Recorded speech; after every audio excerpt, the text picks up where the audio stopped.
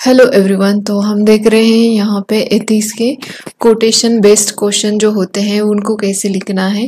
तो ये आदित्य श्रीवास्तव सर का ये आंसर राइटिंग है। तो इसको आज हम यहाँ पे देखेंगे कि उन्होंने कैसे लिखा है। हालांकि 2 वीडियो मैंने इसी के ऊपर बनाया है कि जो कोट होते हैं तो उसके ऊपर आंसर कैसे लिखते हैं, ठीक है।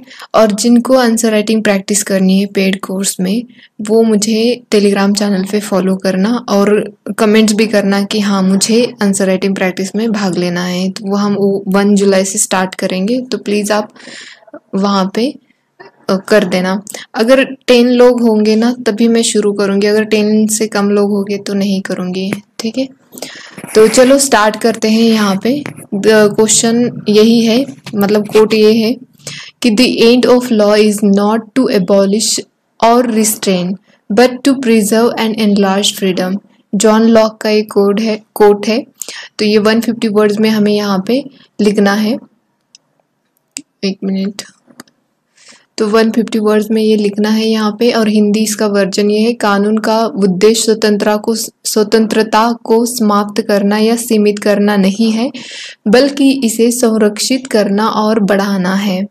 जो कायदे बनाते हैं उससे ये फ्रीडम को खत्म या मतलब सीमित नहीं करता है, बल्कि हमें संरक्षित करता है। हम क्या बोलते हैं, और हमारी जो मतलब फ्रीडम है उसको बढ़ाता है, ठीक है। थोड़ा सा दिक्कत आती है जो इंग्लिश वर्जन है उसको पढ़ने में, क्योंकि प्रैक्टिस नहीं होती है ना, तो इसीलिए। तो चलो देखते हैं कि कैसे लिखा है इन्होंने। तो इन्होंने स्टार्ट किया, इनका इंट्रोडक्शन मैंने आपको बोला ना हार्डली 2 या 3 लाइन में होता है, तो बिल्कुल यहाँ पे 2.5 लाइन में लिखा है इन्होंने कि laws are the collective conscience of the society which try to provide direction to the society. जो लॉज होते हैं वो सोसाइटी को डायरेक्ट करने के लिए होते हैं, ऐसा इन्होंने यहाँ पे अपने इंट्रोडक्शन में लिखा है। आगे इन्होंने लिखा है, जैसे कि यहाँ पे बोला गया है वैसे ही इन्होंने यहाँ पे लिखा है कि they are not there to abolish or restrain freedom. मतलब जो लॉ जो बनाया जाता है वो यहाँ पे अबॉलिश या रिस्ट्रेन फ्रीडम करने के लिए नहीं है। तो कैसे नहीं है वो उन्होंने नीचे लिखा है, और ये सब हेडिंग डाली है यहाँ पे। तो आपका आंसर स्ट्रक्चर बिल्कुल ऐसे ही होना चाहिए। आप अपने अकॉर्डिंग थोड़ा यूनिक भी बनाना चाहे तो वो अलग बात है, लेकिन एक बेसिक स्ट्रक्चर आपका इस तरह से होना चाहिए। यहाँ पे इन्होंने कैसे मतलब जो फ्रीडम को एबॉलिश नहीं करता है लॉ, और कैसे उसको सीमित नहीं करता है, मतलब रिस्ट्रेन नहीं करता है। तो ये इन्होंने यहाँ पे फर्स्ट पॉइंट में लिखा है कि बोला है कि uphold liberty by preventing arbitrary executive action. जो मनमानी एक्शन होती है एग्जीक्यूटिव की उसको प्रिवेंट करता है, और जो लिबर्टी होती है उसको सपोर्ट करता है। तो उसका लिए इन्होंने यहाँ पे एग्जाम्पल लिखा है कि आर्टिकल 13 जो है वो जुडिशियल रिव्यू है। मतलब जो एग्जीक्यूटिव एक्शन होती है उसके ऊपर चेक्स एंड बैलेंस होता है। जो सुप्रीम कोर्ट, अगर कोई कायदे कानून लाए जाते हैं पार्लियामेंट के द्वारा, तो उसको चेक किसके द्वारा किया जाता है? सुप्रीम कोर्ट के द्वारा चेक किया जाता है। अगर ऐसा चेक किया जाता है कि कहीं ये हमारे जो पीपल है उनके राइट्स का कहीं हनन तो नहीं हो रहा है, उनके राइट्स के ऊपर कहीं ये मतलब रेस्ट्रिक्शन तो नहीं ला रहे हैं, तो ये चेक्स एंड बैलेंस किया जाता है सुप्रीम मतलब जुडिशियल रिव्यू के द्वारा, ठीक है। सो सेकंड पॉइंट इन्होंने लिखा है, इस सेकंड पॉइंट में यहाँ पे लिखा है कि have due process and follow checks and balance. जैसे कि यहाँ पे बेसिक स्ट्रक्चर बोला है, केशवानंद भारती केस का यहाँ पे इन्होंने कोट भी मतलब एग्जाम्पल दिया है। ये बहुत ही बढ़िया इन्होंने एग्जाम्पल यहाँ पे भी और यहाँ पे भी पॉलिटी के दिए हैं, क्योंकि लॉ से रिलेटेड क्वेश्चन है तो इन्होंने पॉलिटी के ही एग्जाम्पल यहाँ पे दिए हैं। तो आपको बेसिक स्ट्रक्चर तो बिल्कुल पता ही होगा, आपने ये पॉलिटी में पढ़ा होगा। केशवानंद भारती केस जो है बड़ा फेमस है, आप उसको भी जानते होंगे।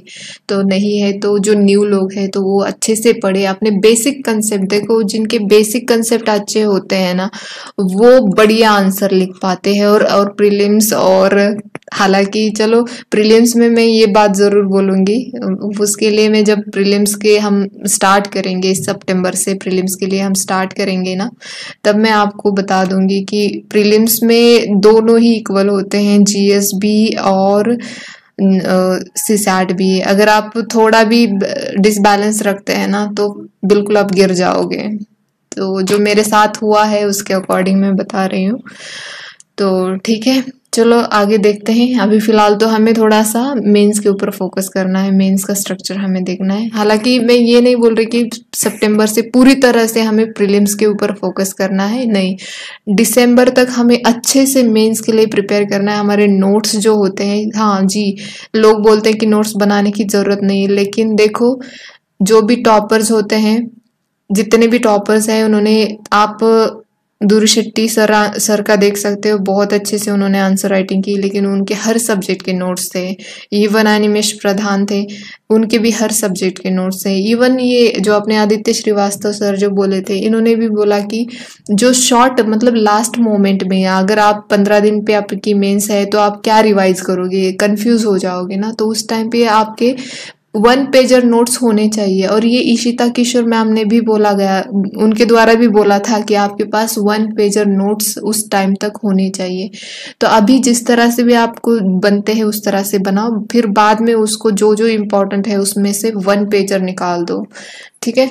तो बाकी यूट्यूब पे बहुत सारे लोग हैं, कैसे नोट्स बनाने हैं, कैसे मेंस के लिए फॉलो करना है, वो आप देख सकते हो।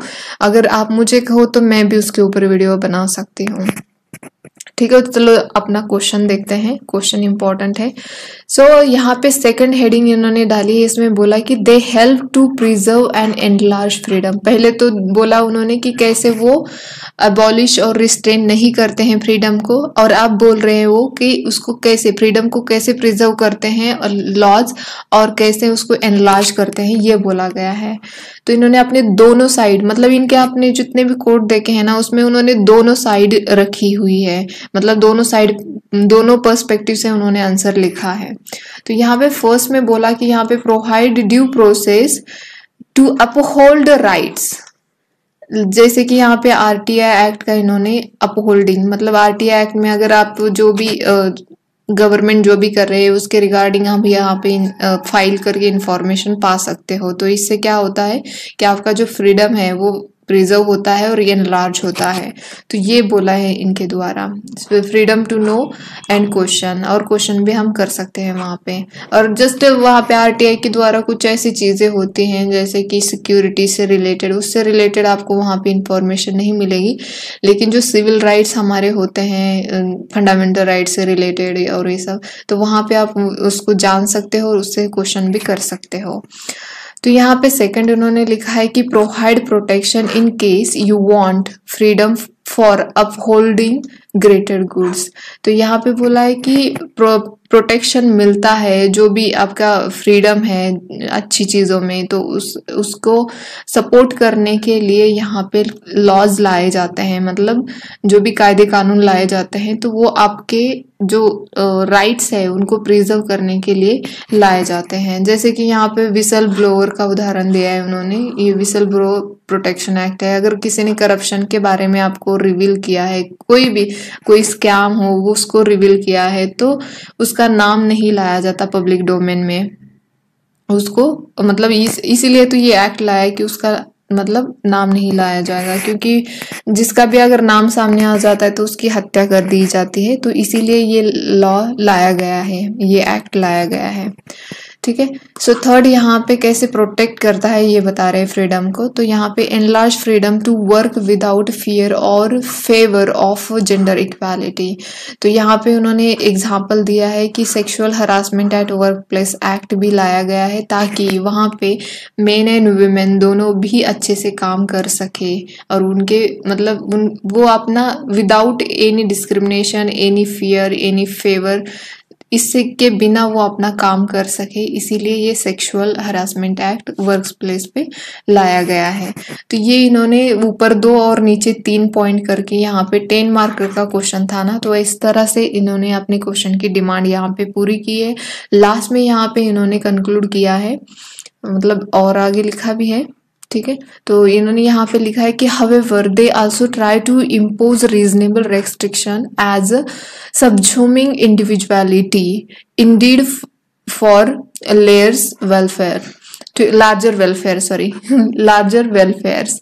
तो यहाँ पे उन्होंने लिखा है कि मतलब हालांकि दे ट्राई टू इम्पोज, जैसे कि आप देखो हमारे फ्रीडम राइट्स हैं, फंडामेंटल राइट्स है, तो वहां पे भी हर एक राइट्स के ऊपर कुछ रीजनेबल रिस्ट्रिक्शंस हैं। क्यों है? ताकि अगर मान लो कि यहाँ पे आर्टिकल 19 का उदाहरण इन्होंने भी दिया है, तो वहां पे हम पब्लिक गैदरिंग कर सकते हैं, मतलब एसोसिएशन हो सकता है, लेकिन ऐसा एसोसिएशन नहीं हो सकता ना कि जहाँ पे आप अपने कंट्री के खिलाफ जा रहे हो, तो वहां पे रिस्ट्रिक्शन आ जाते हैं ना कि आप अपने भड़का रहे हो, अपने कंट्री के खिलाफ ही लोगों को भड़का रहे हो, तो ऐसे तो नहीं वो एसोसिएशन होने देंगे, उसके ऊपर आपको रेस्ट्रिक्शन लगाए जाएंगे, या आपके साथ कुछ ऐसे क्या बोलते हैं हथियार और ये सब लाने थोड़ी देंगे वो, उसके ऊपर अगर रेस्ट्रिक्शन नहीं होते तो लोग कुछ भी कर जाते और बोलते कि ये तो हमारा फंडामेंटल राइट है, तो ऐसे तो नहीं होता है ना, तो इन्होंने रेस्ट्रिक्शन लाए हैं।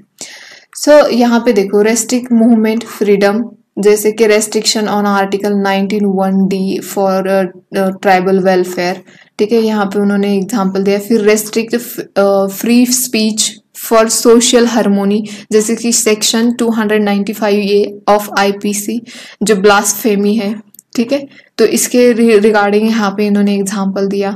फिर यहाँ पे आगे लिखा है कि restrict freedom to assemble for laws and order maintenance, यहाँ पे सेक्शन 144 ऑफ CRPC का एग्जांपल इन्होंने कोट किया है, ठीक है। और यहाँ पे लास्ट में इन्होंने कंक्लूड किया है कि therefore laws are meant to uphold larger public interest and wider liberty of all. तो यहाँ पे इन्होंने इसीलिए लॉज जो है वो सपोर्ट करते हैं पब्लिक इंटरेस्ट में, लार्जर पब्लिक इंटरेस्ट में, और उनकी जो वाइडर लिबर्टी है उसको भी ये प्रोटेक्ट करते हैं।